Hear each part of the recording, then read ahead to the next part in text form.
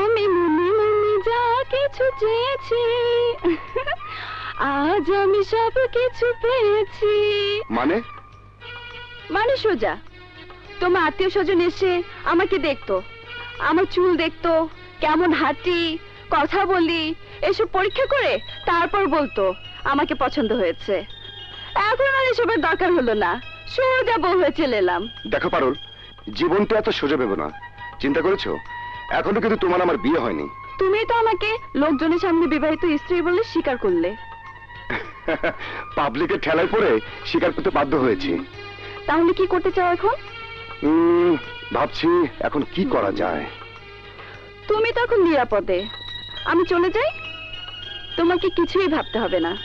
তুমি যদি মনে প্রাণে চাও তাহলে চলে যেতে পারো। তুমি কি করে ভাবলে তোমাকে একা ফেলে আমি চলে যাব? তবে হ্যাঁ, একটি শর্ত সাপেক্ষে তোমাকে সমাধানের একটা বুদ্ধি দিতে পারি। বলো, শর্তটা কি?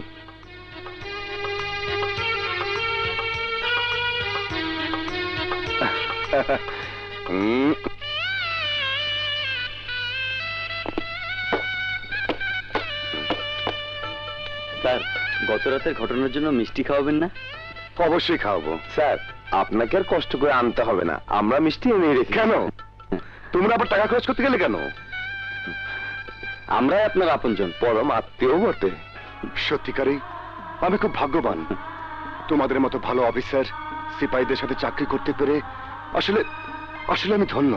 স্যার, আজ এই আনন্দের দিনে চোখের পানি ফেলবেন না স্যার, মুখে হাসি রাখুন। হাসুন স্যার, খিলখিল করে হাসুন স্যার।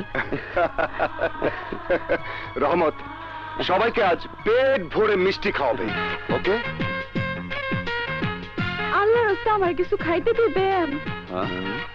ও ভাইরা, আমি খুব ক্ষুধার্ত, কিছু খাইতে দেন। তোমার ভাবি গত রাতে শর্ত দিয়ে সব প্রবলেম সমাধান করেছে। স্যার, কি শর্ত খুলে বলুন তো? আজকের মতো কাজের মেয়ে সংগ্রহ করতে হবে, নলে সে চলে যাবে। স্যার, বর্তমানে এই সমস্যাটা বিরাট সমস্যা। দিবেন, কিছু খাইতে দিবেন। রহমত, দেখো তোকে।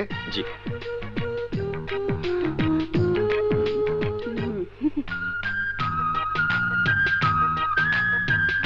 দেখতে তো বেশ লম্বা চওড়া, কাজ করে খেতে পারো না? কে দেবে কাজ? বাসায় ঝিয়ের কাজ করবা? করুম। কার বাসায়? ওসি সাহেবের বাসায়। তিনি কি বিবাহিত না অবিবাহিত? স্যার গতকাল বিয়ে করেছেন, নব্য বিবাহিত। বিবাহিত হলে কাজ করতে রাজি আছি। তুমি একটু দাঁড়াও, আমি স্যারকে জিজ্ঞেস করে আসি। আচ্ছা।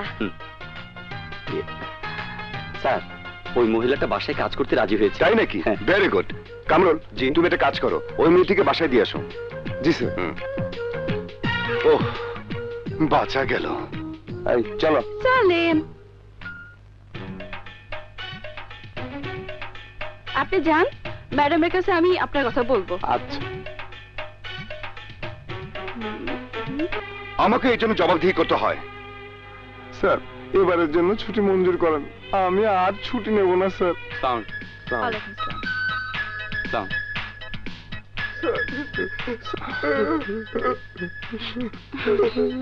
কি ব্যাপার, লোকটা কাঁদছে কেন? পারুল, এটা অফিসিয়াল ব্যাপার, তুমি এই ব্যাপারে কথা বলবে না। ভাবি, আমি 6 মাস হলো বিয়ে করেছি, এই 6 মাসে 7-8 বার ছুটি নিয়েছি বলে স্যার আমার ছুটি মঞ্জুর করছেন না। আপনার ছুটি মঞ্জুর করা হলো, আপনি এখন যান, আমার কিছু পার্সোনাল কথা আছে। পারুল, থ্যাংক ইউ ভাবি, থ্যাংক ইউ। ওয়েলকাম।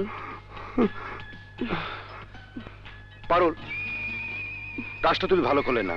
তুমিও কিন্তু আমাকে বিয়ে করেছো। দেখি আজ রাতে আমি না এলে তুমি একা কি করে ঘুমাও। দেখো, আমাদের ব্যাপার আর ওদের ব্যাপার কি এক হলো? রফিক সাহেব, ওরাও মানুষ, ওদের স্ত্রীরাও ওদেরকে সারাক্ষণ কাছে কাছে পেতে চায়। আশা করি ভবিষ্যতে উপদেশটা মনে রাখবেন। মনে থাকবে। ও হ্যাঁ, আমি কলেজ থেকে সোজা বাড়ি যাব। আরে, বাড়ি থেকে বইপত্র কাপড় চোপড় আনতে হবে, যদি বেশি রাত হয় তাহলে ফিরবো না, আগামীকাল সকালে ফিরবো। আরে, আমি রাতে একা কি করে থাকবো? পরের কষ্ট অনুভব করতে হলে নিজের কিছু কষ্ট করা উচিত। না লক্ষ্মীটি, জলদি এসো। খোদা হাফেজ। খোদা হাফেজ। Bye bye. ও